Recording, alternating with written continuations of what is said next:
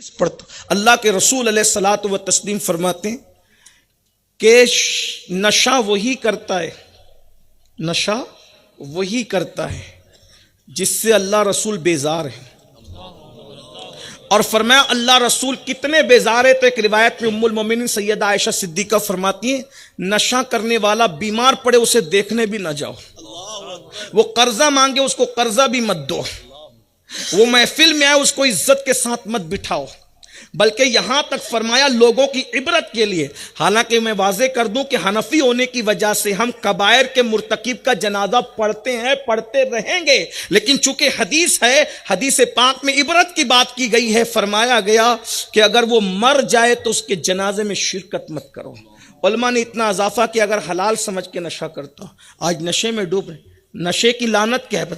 हदीस पाक में आया अल्लाह के रसूल अलैहिस्सलाम फरमाते हैं नशा करने वाले जब मैदान मैशर में आएंगे तो उनके मुंह से पाखाने की उल्टी हो रही, वो पाखाना उगलते हुए। आज एमडी पीने वालों, शराब पीने वालों, पता नहीं किस किस अंदाज में नशा करते हैं, मेरी कौम के जवानों संवर जाओ, आखिरत तबाह हो रही है, कब्र में सूवर की शक्ल हो रही है। एक हदीस पाक तो यहां तक है, इब्ने मसूद फरमाते हैं अल्लाह के रसूल अलैहि सलाम की हदीस बयान करते हुए कहते हैं कि जब नशा करने वाले कब्र से उठेंगे या उनकी शक्ल सूवर की तरह होगी या बंदर की तरह होगी, और वो लोहे का गुज, वो लोहे का हथौड़ा जिसको इंसान और जिन्नात मिलकर भी उठा ना सके, उस हथौड़े से फरिश्ते उनका इस्तेकबाल करेंगे।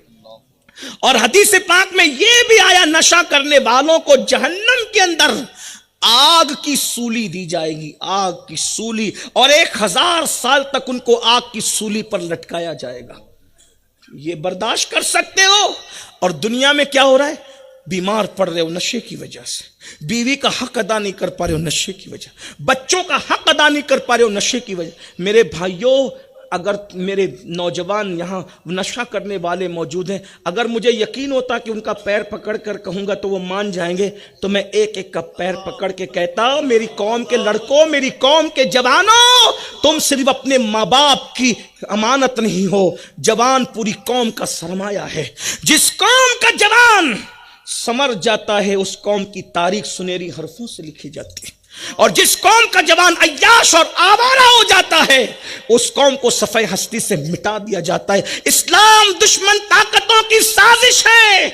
मुसलमानों को पढ़ने मत दो, आगे बढ़ने मत दो, तिजारत करने मत दो। जानते हैं तुम्हारी सलाहियत, तुम्हारा टैलेंट, जानते हैं कि ये इतने टैलेंट है, अल्लाह अकबर, कि अगर ये पढ़ेंगे तो फिर इनका कोई मुकाबला न कर सकेगा, ये तिजारत करेंगे तो कोई मुकाबला न कर सकेगा, ये सियासत करेंगे तो भी कोई मुकाबला न कर सकेगा। अरे हजारों साल की हुकूमतों को पैरों में गिराया था जब मुसलमान सियासत करने पर आए थे। बड़े बड़े ताजिर दर के भिखारी बने थे जब मुसलमान तिजारत करने पर आए थे, और जब पढ़ने पर आए थे तो सारी कौम कासे गदाई लेकर इल्म की खैरात मांगती थी। आप भूल गए? अरे कल की बात क्यों करते हो, आज की बात करो। हमारे मुल्क को, हिंदुस्तान को, ताजमहल से लेके लाल किले तक, और लाल किले से लेके सोने की चिड़िया बनाने तक, और सोने की चिड़िया बनाने से लेकर एटमी पावर तक पूरी दुनिया में जिसने मशहूर किया है वो यही कलेमा पढ़ने वाले तो हैं। हिंदुस्तान को एटमी ताकत किसके जरिए मिली? वही ना जिसे अब्दुल कलाम कहा जाता है। अरे जो कलाम का अब्दुल हो वो एटमी ताकत अता करता है, फिर कलाम की ताकत क्या है? जब अब्दुल कलाम का ये आलम है तो फिर कलाम की ताकत क्या? और जब कलाम ऐसा है तो फिर साहिब कलाम कैसा हो? अभी मैं किसी के अकीदे पे गुफ्तगू नहीं कर रहा हूं, मैं तो जाहिर की बात कर रहा हूं। हमें कोई अकीदे की तायीद या मैं नहीं कर रहा हूं, लेकिन सिर्फ जाहिर की बात जो लोगों की नजर में वो पेश कर रहा हूं, वरना हमारे नजरियात तो वही है। फिर हुस्सामुल हरमैन, हुस्सामुल हरमैन है। हमारे लिए फिलहाल अकायद के मामले में एंड जो है वो फिक्र रजा है, हम उसके वारिस, वो हमारी मुआफिज, इतना याद रख। लेकिन लोग जो कहते हैं वो कह रहा, तो कहा कि ये जिना भी करता था और शराब भी पीता, और आज जहां शराब होगा वहां जिना जरूर आएगा।